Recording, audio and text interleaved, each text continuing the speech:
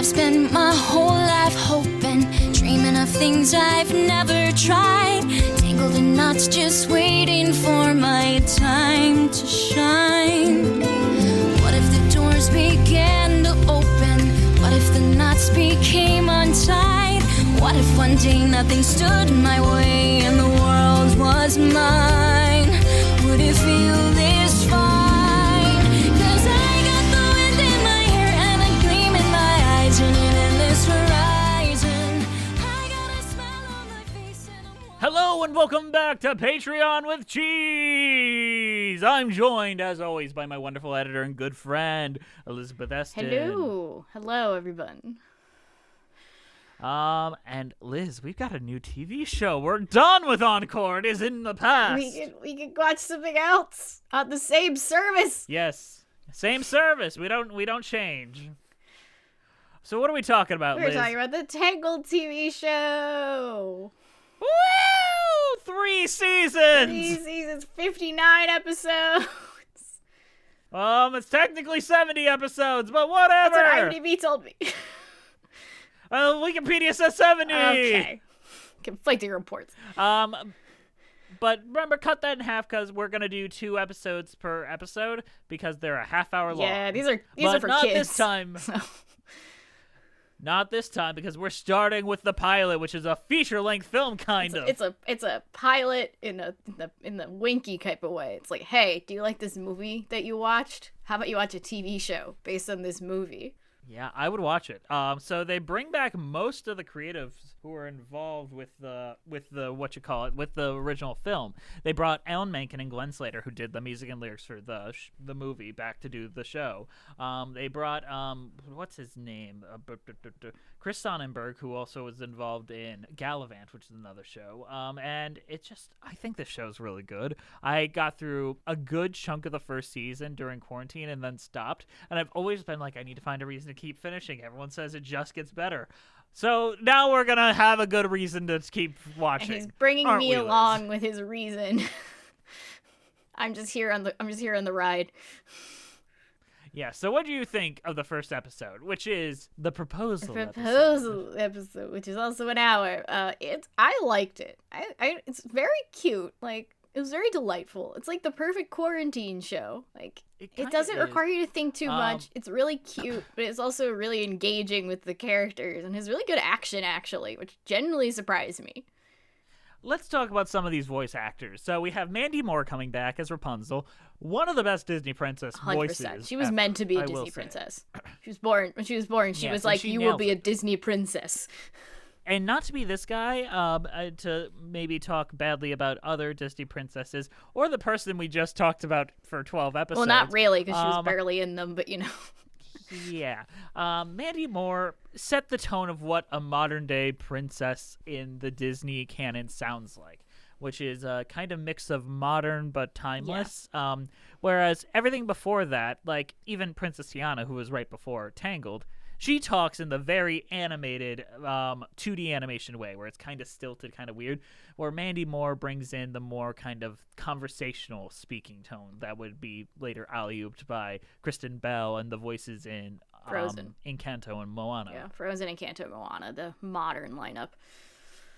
Yeah, so I don't think we'd have the way that princesses talk without Mandy Moore's incredible interpretation of Rapunzel here. Yeah, and she was born to play this character. Like she hasn't done this. Tangled came out in like 2010, and she did that Marriage short in like 2012, and this came out in like 2017. There's like big 5-year gap here, but she like jumps right into it. It's like, okay, I got this. Let me go.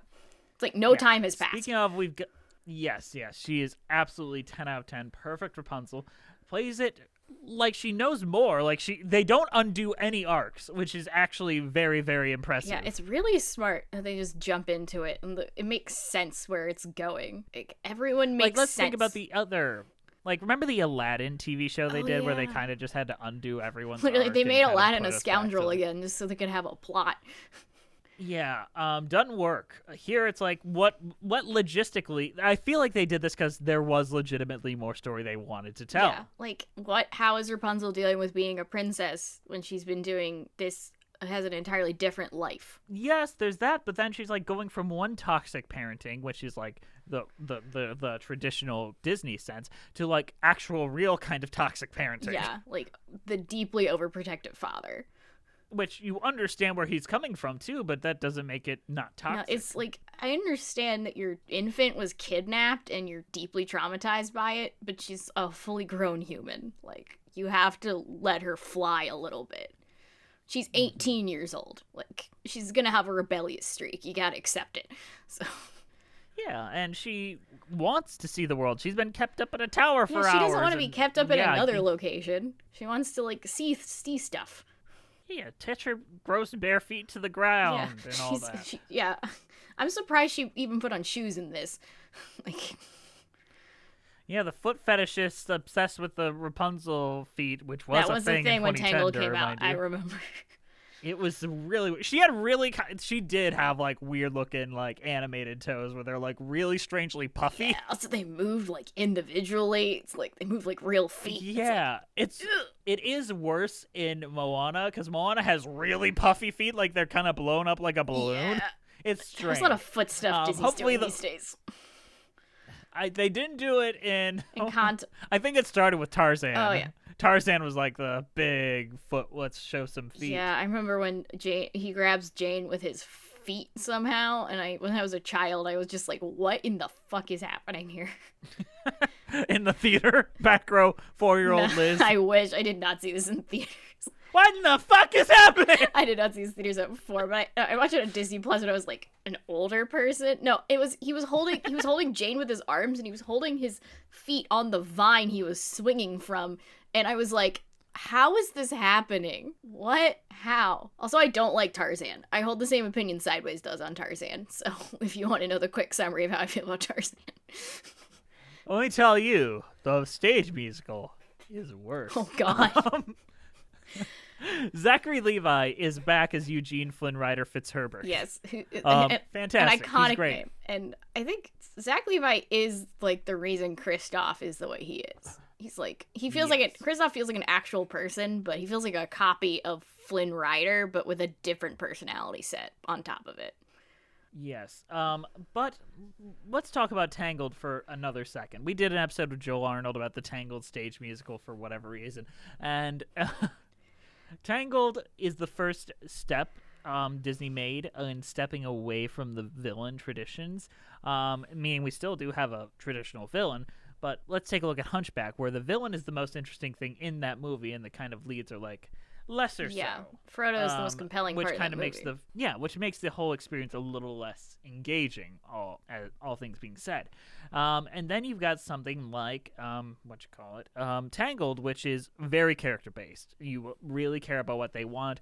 They have more emotion than tepid pudding and all that. They are really fully developed They feel characters. like people that you're hanging out with, not like a movie you're watching. They aren't plot devices in the way that they were for much of the Disney Renaissance, as much as a lot of people like them. They don't need to rely on the goofy side characters, the genie or whatever, to deliver all the jokes. They are funny in their own interactions. But they still have the goofy animal sidekicks because that's just Disney. So, I mean, they've kind of gotten away from that more recently. Yeah, but you still got Pascal and Tangled, and he's still here. Don't love him. I don't mind Pascal. He's a little annoying at times, but I don't mind him. Also, the horse. Mm-hmm. Don't forget the whore. The horse is I like good. the horse. I feel like having the horse and Pascal is a hat on a hat kind of thing. Just keep the horse. Yeah. But they got to keep the fucking what the fuck, Pascal, because he murders Mother Gothel. He does murder Mother Gothel. He fucking kill her. Also, this show does continue the tradition of casting Broadway actors as villains. Yes. But we gotta actually put a pin in that, because you might have predicted some things that I've had spoiled for me on Twitter. So up next we have Eden Espinosa as Cassandra, who is Rapunzel's lady in waiting. Yeah. Who has like a badass streak. And she a little edgy, a little dangerous. She's not could other handmaidens. Could lead to some trouble down the way, you might think. Antics in a Disney show? What's this? I wouldn't say antics. I might even say full villain reveals, possibly. I got that vibe. So Yeah. And then we got Julie Bowden as from Modern Family as the queen. She's there. Yeah, she's there. Same with Clancy Brown as the king. Mr. Krabs is the king. Yes. Mr. Krabs is the king.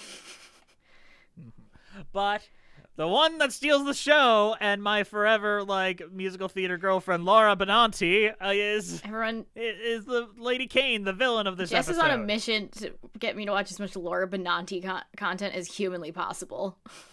I am, because you need it in your life. It'll clear your skin and add 6 years to your life. I'm doing this for you. I know you are. But Laura Benanti is fabulous. Yeah, you're better off. She's fabulous. I love her in this. I love her character has a tattoo on her arm for no reason. She a badass. She's a badass bitch, and she gotta fight. She gotta fight with her fucking anger. She's gonna fight. She ain't gonna sing right now, but she gonna fight. I hope she does sing eventually. I really hope she does. You can't cast Laura Benanti and not have her sing. What is this? I don't know. A lot of shows do that. The fucking Supergirl did that. Wait, no, they did. They had her sing in one episode. Did they? They had a musical episode of Supergirl that was a crossover with The Flash, and everyone's like, this is actually going to be good because the two leads were on Glee, so they can actually sing. Was it good? I remember, what's his name? Darren Criss played the Music Meister. Yeah, I don't know. I didn't watch it. I watched one season of The Flash, and it got too confusing because there's too many multiverses, so I just stopped. And then I never watched Supergirl because the pilot looked like the Black Widow spoof from SNL, so I just skipped it entirely.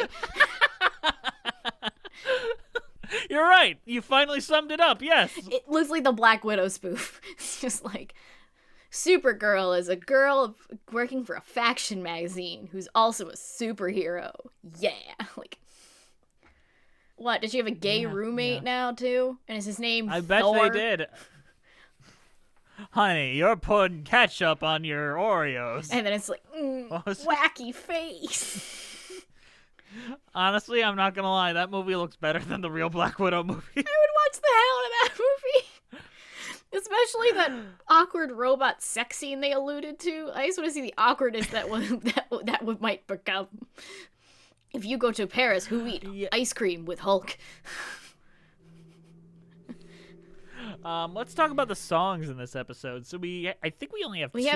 We have three because one is a reprise, but reprise. Sorry. Reprise. Don't want you to get yelled at on the internet. I'm sorry. I'll say it both ways to be safe.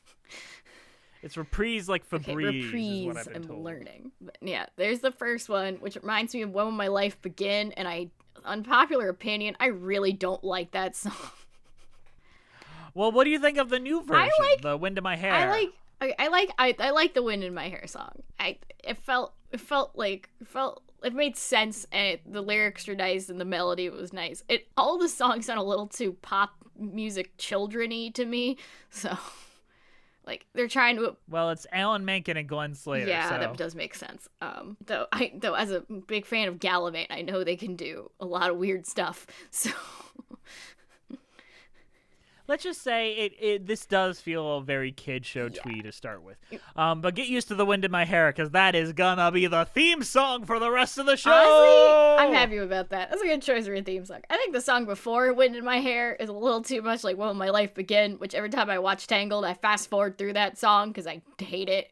I hate it. You mean Life Happily Ever After? I don't mind that song. That was decent. At first, when I listened to it, I was like, oh my god, this is When My Life Begin, isn't it? No, I hate that song. I hate that song. I know people like that song, but I really don't like it. It irritates me.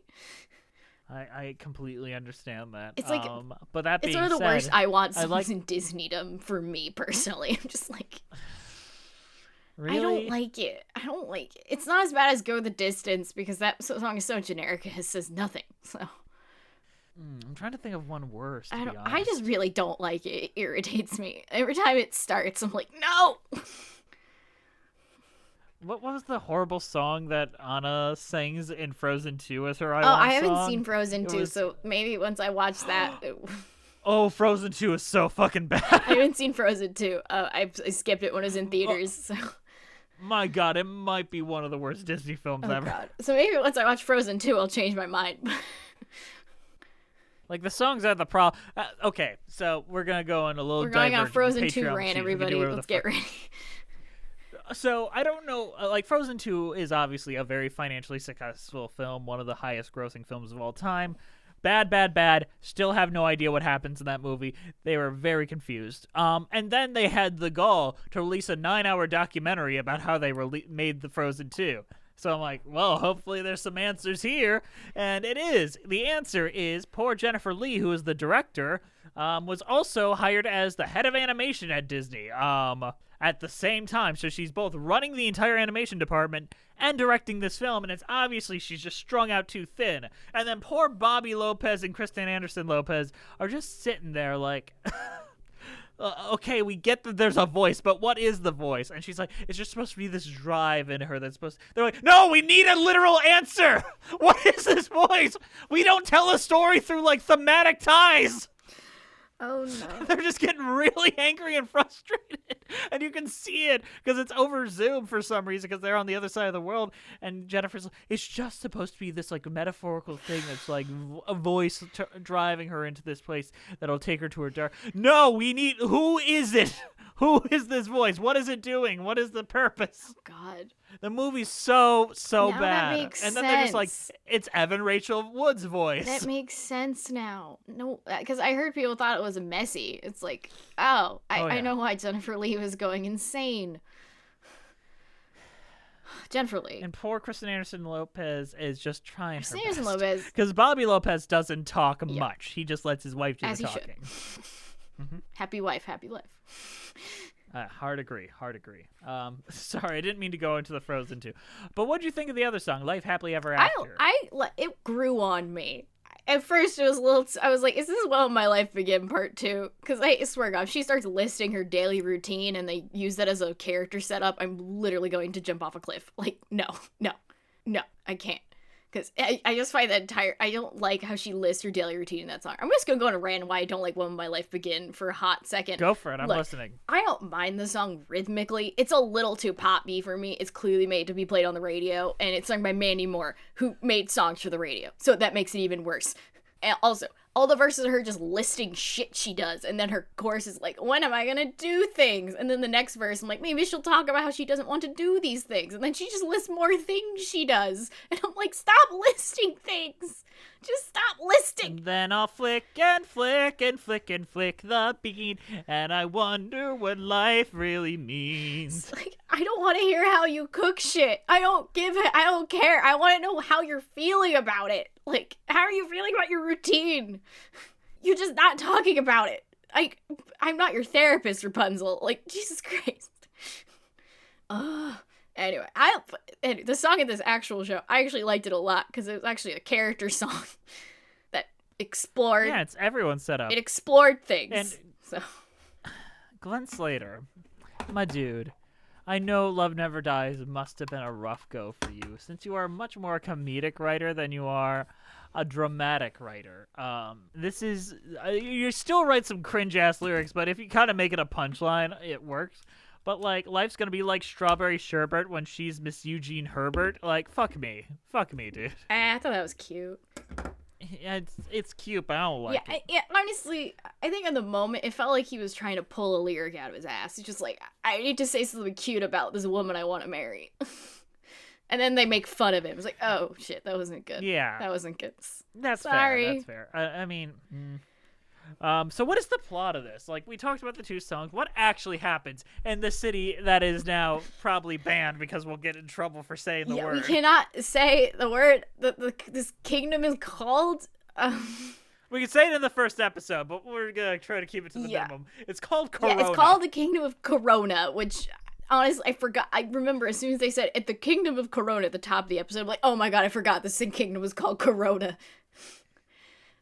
Yeah, remember when Archer, like their place was called ISIS, and then they had to change. It's like that. Yeah, it's awkward. But anyway, so this is set like 6 months after the end of the first movie. Rapunzel's hanging out in the castle with her dad and her mom. And get married after 6 No, they're not months? married. They're just hanging out. Yeah, but you really want to get married after 6 months, Eugene?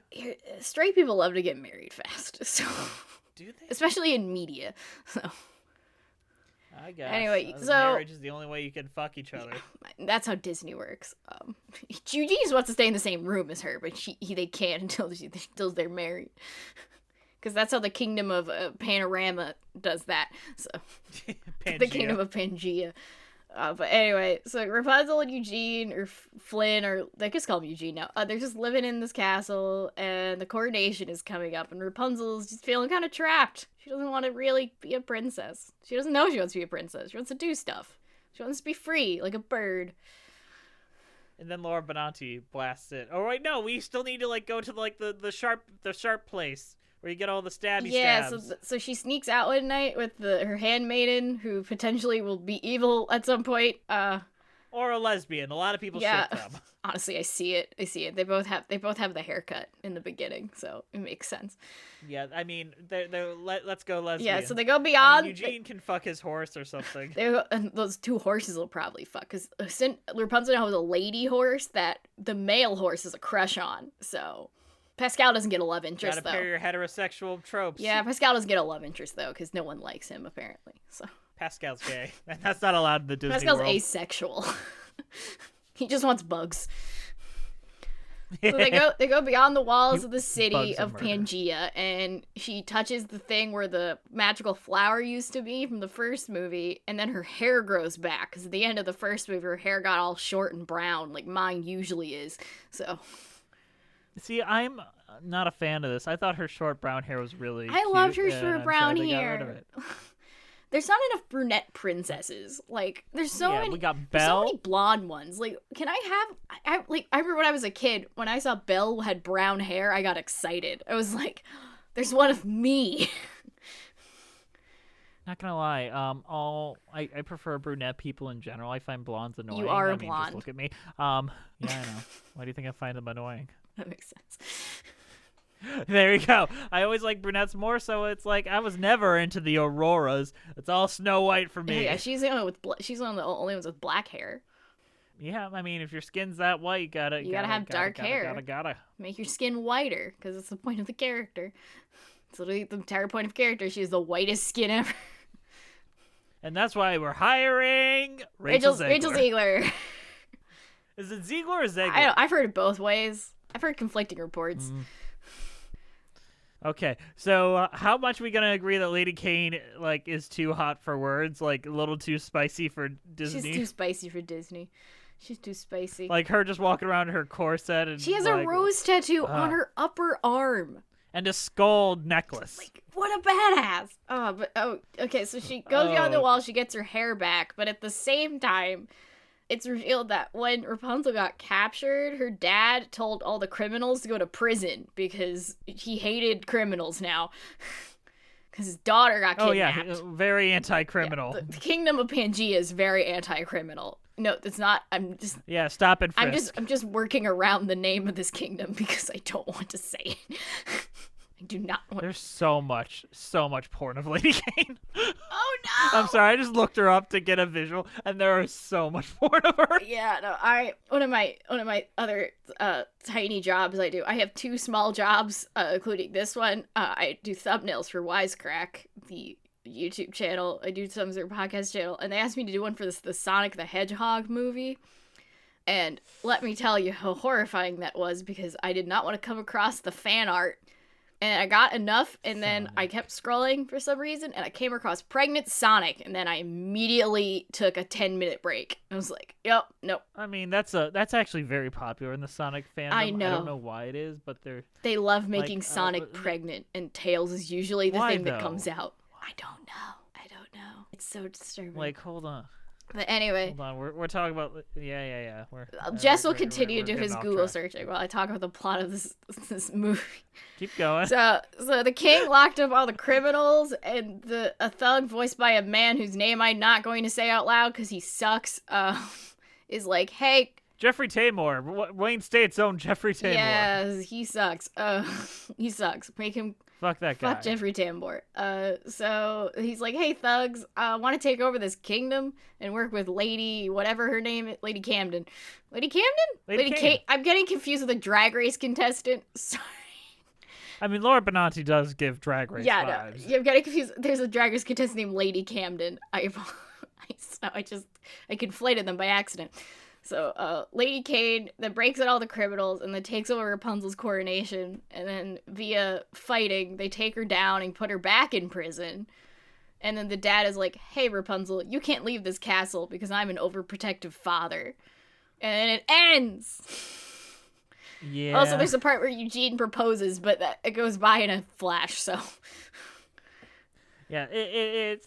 Yeah. It doesn't really matter right now. They don't get married till the thing that happens after the series ends. So. You know, the movie. Which also kind of makes it so we know that they don't die throughout the show, which kind of bums me out. I want to know that one of them could die. You want to know that one of them could die? Oh my god. Sorry, Jess sent me some of this fan art. That was some of the more G-rated one. Oh god. One of them was her in a bikini. Yeah, that was the G-rated one. Oh god. I mean, I will admit, for an anime character, she's drawn pretty high. Yeah, she's drawn like for the female gaze. Definitely drawn. Let's just say she's that. definitely appealing to a certain demographic here. And it's a queer one at that. I can understand why so many Let's Go lesbians watch this show. Yeah, I can see why. But I think we're wrapping up to that's the the end plot. here. Like, you summed up the I plot. found it delightful. It was fun. I thought the 2D animation works really well. I think it works better than the 3D animation. Tangled was supposed to be a 2D animated film, and then they changed it after the flop of the Princess and the Frog, what you call which isn't great, but I think it deserves better than it got. Yeah, there's some still art like when it was gonna be 2D. Yeah. And it looked better. Yeah, and I think the Princess and the Frog kind of gets a bad rap in some regards. Like a lot of it doesn't work, but I think a lot of it does work. So there is the problematic nature of having your first Black princess be a frog for 98% of the runtime, which eek. So I sent you some of the original art for the version of Tangled that was gonna be 2D animated. I really like where they were going yes, with it. I want that movie. Yeah, but it would have been very different. Do you know who was originally cast as Rapunzel for that version before they revamped it? Miss Miley Cyrus. Oh no! Oh, that was during her It would have during been her Disney face. Yeah, it would have been different, but not bad. Yeah. Like here's another one where it's just kind of it would have been similar, but it would have been like, yeah, no, that's cute. That's cute. Yeah, I would have preferred that. Yeah. But no, we have to stick to all CG because God is dead. Yeah, God is dead. Or something. Yeah, but it's slowly making a comeback on television at least. So. Yeah, like look at the Tangled the Series. Yeah, I think they really translated it setup. Well, so. Like this is a good setup. Like, do you have questions for what's coming next? I'm assuming it's just villains show up and they fight them, and then the dad gets mad because they go on adventures. Well, it feels like there's some stuff set up. Like, why does the fucking little rocks give her hair back? Oh yeah, the rocks, and then the potential villain reveal. What's going on with Laura Benanti? Why does Flynn know who she is? I mean, he was I know he was a thief back in the day, but did they have a relationship? Like, is she actually a lesbian? I mean, in my world, everyone's a lesbian. Yeah. Everyone's bored. Like, you're a lesbian, Liz. I am not I have a male partner, so I am not a lesbian. Hey, lots of lesbians are straight. What's your cheese rating, Liz? I'm going to give this, did Disney sell a cheese product? I'm sure they I'm have gonna give it a like Disney. They sell the Mickey Mouse cheese. I'm going to give it a Disney adjacent cheese product. It was very good. I enjoyed it. I'm excited to watch the show. I actually wanted to watch it when the movie was over. I was like ready to jump in, but I realized I had to wait a week. So, you know what? I think I might just binge it. Fuck it. I will rate this the Disneyland nachos with cheese drizzled all over it. Are they Mickey chips? Because it's just so good. Yeah, they're shaped like Mickey, and he's very, very he's got a weird erection. Like, Mickey, please get away from my children. Yeah. Do you remember that thing in the George Lopez show where like there's like hidden Mickeys throughout the episode, and the winner got to go to Disneyland? I saw a tweet recently that was like, I wonder what happened to I wonder who won that, if anyone won that. Well, the thing that kind of did that in is the fact that it was shot in HD, so 16:9, but most people still had 4:3 TVs. Yeah. So if you wanted only a 4x3 TV, which like I'd say most of America had at that time, no one got it right. It's like, it was the same. I saw a tweet someone was asking, I wonder who won that the Sprouse Brothers the Go-Gurt competition to get on a cruise. I wonder what happened with that. Well, did we find out? I don't know if we found out what happened with that. Recently on TikTok there was, I wonder how the child that got the cup stacking room on Extreme Makeover Home Edition is doing, and apparently they've transitioned and own like an entire like dentistry service. So good on them. Good for them. Good for them. Yeah, so there's a lot of good happening in the world, and not bad. So why don't you guys tuck yourselves into bed, watch Tangled the series along with us? It could be a blast. Yeah, it'll be fun. It's a delightful little show. Get a nice snack. Well, get your favorite food. Get some nacho cheese. Get some Disney nacho. Get a blanket. Just relax. You know what? Just flick and flick and flick and flick the bean, and you can learn what your life really means. If you have a bean. I mean, you can flick a man bean, and it may not feel as good, but I don't know. I don't know. So we had Kate Sloan on, who is a sex writer, Yeah. and it was fun talking about sex stuff with her. Like, we made her like rate the producers of dildos because we talked about the producers. And Bree had a question that won't make the episode, but I wanted to make Patreon, which was, hey, I hear there's a dildo that lays eggs in you. For the fetish of being like having legs laid in you. And Kate was like, yeah, there is. Like, people have fetishes, and she's like, it's just weird. I don't get it. I don't get it either. And I want you to chime in here. Do you get it? I don't know. I'm not here to king shame anyone. As long as you're not hurting yourself. I'll kink shame. You know what, furries, you're a little weird. I'm not here to kink shame. As long as you don't hurt yourself or give yourself infections in some areas, like, do what you do. Like, do what you do. I will say, furries, I find furries a little weird, so you're on point. But I'm not gonna kink shame them. Do what you want, furries. You're not as long as you don't affect the outside world. Keep it in the bedroom. I think that's the main thing. Like, I will never kink shame what you do in the bedroom. It's the fact that furries doing it out in real life that kind of is like, yeah, I don't need to go to a hotel that happens to be having a furry convention and witness horrifying things. I don't want to go out to dinner with my parents and then see a furry convention going on, and they're all just going in. They're like, what the fuck's that? And I'm like, well, Mom and Dad, when two people who dress in animal suits meet and decide they're attracted to each other, weird shit happens. You know, do you know about crinklers at furry conventions? No. Well, the fursuits are a little difficult to get into sometimes, so they have to wear adult diapers. So I know about those. Yeah. I know about those furries. Yep. Oh, God. Anyway, Tangled. Watch Tangled to cleanse your brain of what we just talked about. Yeah. Watch Tangled the Series. Highly recommended. Join along with us. It'll be a fun ride. A lot of fun. But we'll see you next time on Patreon with Cheese. Bye.